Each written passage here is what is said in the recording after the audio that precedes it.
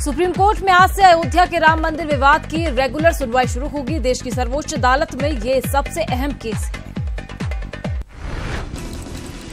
पिछली सुनवाई में चीफ जस्टिस दीपक मिश्रा की अगुवाई वाली बेंच ने साफ किया था कि सुनवाई टाली नहीं जाएगी। पूरे देश की नजर इस मामले पर है। त्रिपुरा में पीएम मोदी आज 2 जगह चुनावी सभा को संबोधित करेंगे। पीएम की सभा सोनामुरा और कैलाश नगर में। त्रिपुरा में पीएम की चुनाव सभा को देखते हुए सुरक्षा व्यवस्था चाक चौबंद कर दी गई है। सोनामुरा और कैलाश नगर में पुलिस बल तैनात है। जगह जगह पर तलाशी अभियान चलाया जा रहा है। लोकसभा में पीएम नरेंद्र मोदी ने कांग्रेस पर अब तक का सबसे बड़ा हमला बोला और कांग्रेस पर भारत मां के टुकड़े करने का आरोप लगाया। पीएम राष्ट्रपति के अभिभाषण को लेकर धन्यवाद प्रस्ताव पर बोल रहे थे। लोकसभा में बोलते हुए पीएम मोदी ने एनपीए को कांग्रेस का पाप बताया और एनडीए सरकार की ओर से दिए गए एक भी लोन एनपीए नहीं हुए हैं, जबकि आपकी ओर से विरासत में एनपीए के 82% मामले दिए। कांग्रेस अध्यक्ष राहुल गांधी पर निशाना साधते हुए पीएम मोदी ने कहा कि कांग्रेस को सुनने की आदत डालनी चाहिए। कांग्रेस अध्यक्ष के चुनाव में एक युवा उम्मीदवार ने अपनी दावेदारी पेश की थी, उसे शांत करा दिया गया, लेकिन मेरी आवाज शोर शराबे में नहीं दबाई जा सकती। पीएम मोदी ने कहा कि भारत का लोकतंत्र नेहरू और कांग्रेस की देन नहीं है। हर भारतीय कांग्रेस के देश में घोले गए जहर की कीमत चुका रहा है। परिवार की सोच की वजह से आज कांग्रेस को विपक्ष में बैठने की नौबत आई।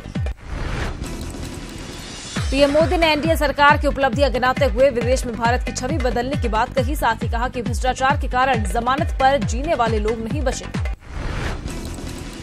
पीएम मोदी के संबोधन के दौरान लोकसभा में विपक्ष का हंगामा जारी रहा और पूरे भाषण के बीच विपक्ष के नेता नारेबाजी करते रहे।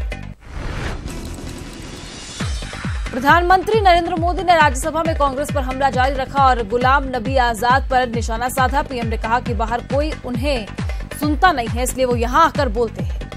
पीएम राज्यसभा में राष्ट्रपति के अभिभाषण पर धन्यवाद प्रस्ताव पर बोल रहे थे। पीएम ने विपक्ष पर हमलावर होते हुए कहा कि मैं यहां बैठकर अगर 9 बनाऊं तो उधर बैठे कई लोगों को 6 दिखाई देगा। आप मेरी बुराई करें, लेकिन मेरी बुराई करते करते देश की बुराई कर देते हैं। इससे देश को नुकसान होता है।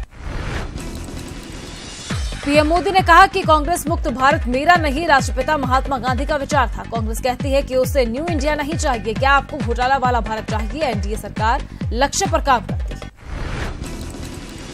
पीएम मोदी ने कांग्रेस नेता रेणुका चौधरी की हंसी की तुलना रावण से की। जब सदन में पीएम मोदी भाषण दे रहे थे तब रेणुका ठहाके लगा रही थी। इस पर पीएम ने कहा कि रामायण सीरियल के बाद ऐसी हंसी सुनने का सौभाग्य मिला।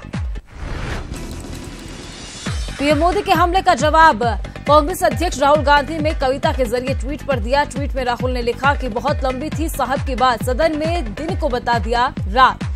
अपनी नाकामियों पर डाले पड़ते अफसोस, भाषण से गायब थे देश के मुद्दे। रक्षा मंत्रालय की ओर से राफेल डील में घोटाले के आरोप को बेबुनियाद बताया है और कांग्रेस पर गुमराह करने का आरोप लगाया। रक्षा मंत्रालय ने लेटर जारी कर बताया है कि 2016 की राफेल डील पहले से बेहतर है और देश हित में डील को सार्वजनिक करना ठीक नहीं। कांग्रेस पर वार करते हुए रक्षा मंत्रालय के लेटर में कहा गया कि मोदी सरकार ने डील को 1 साल में ही पूरा कर लिया, जबकि कांग्रेस ने इस डील को लंबे समय तक लटका कर रखा। यूपी विधानसभा का बजट सत्र आज से शुरू हो रहा है। इसके लिए बुधवार को एक सर्वदलीय बैठक बुलाई गई। हालांकि बजट सत्र हंगामेदार रहने की उम्मीद है और विपक्ष ने सरकार को घेरने की रणनीति भी तैयार कर ली है। मुंबई में एनसीपी ने केंद्र सरकार के खिलाफ विरोध प्रदर्शन किया। एनसीपी कार्यकर्ताओं ने बजट, तेल की कीमतों और महंगाई के विरोध में चूल्हे पर खाना बनाकर प्रदर्शन दर्ज करवाया। बिहार के सीएम नीतीश आज भागलपुर का दौरा करेंगे। नीतीश यहां योजनाओं की समीक्षा करेंगे। त्रिपुरा में बीजेपी का चुनाव प्रचार अभियान जारी है। असम के सीएम सर्बानंद सोनोवाल ने यहां तेलीमुरा में एक रैली को संबोधित किया और त्रिपुरा सरकार पर जमकर हमला किया।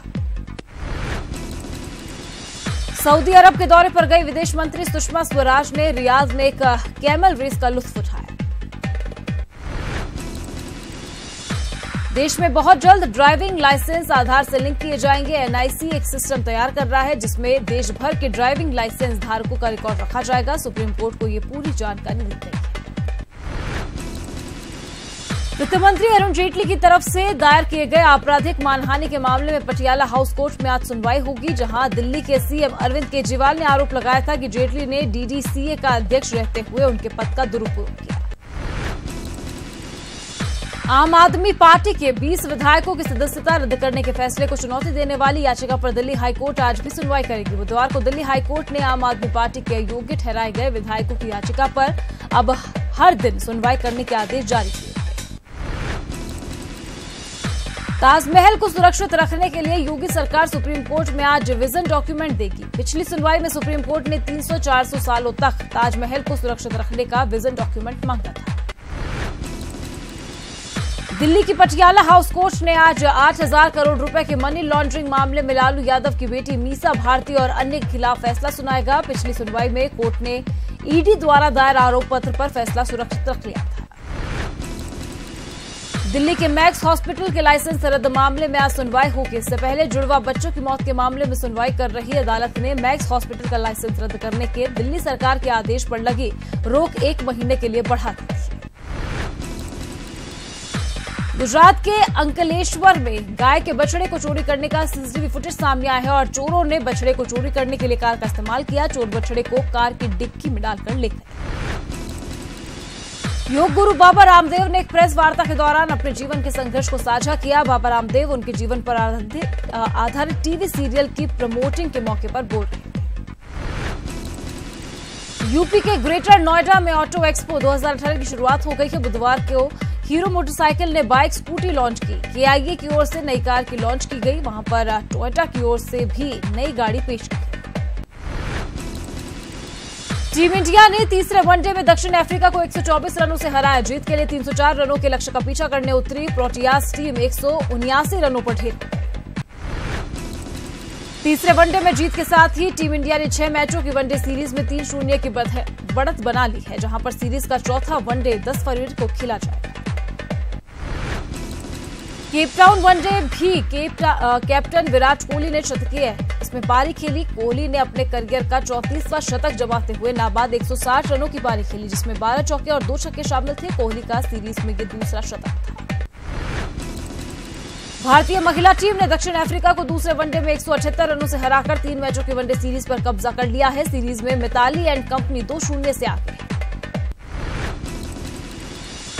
भारत की अनुभवी तेज गेंदबाज Jhulan Goswami one day international cricket में 200 विकेट लेने वाली पहली महिला क्रिकेटर बन गई हैं। झूलन ने भारत और दक्षिण अफ्रीका के बीच खेले गए दूसरे वनडे मैच के दौरान ये उपलब्धि हासिल की।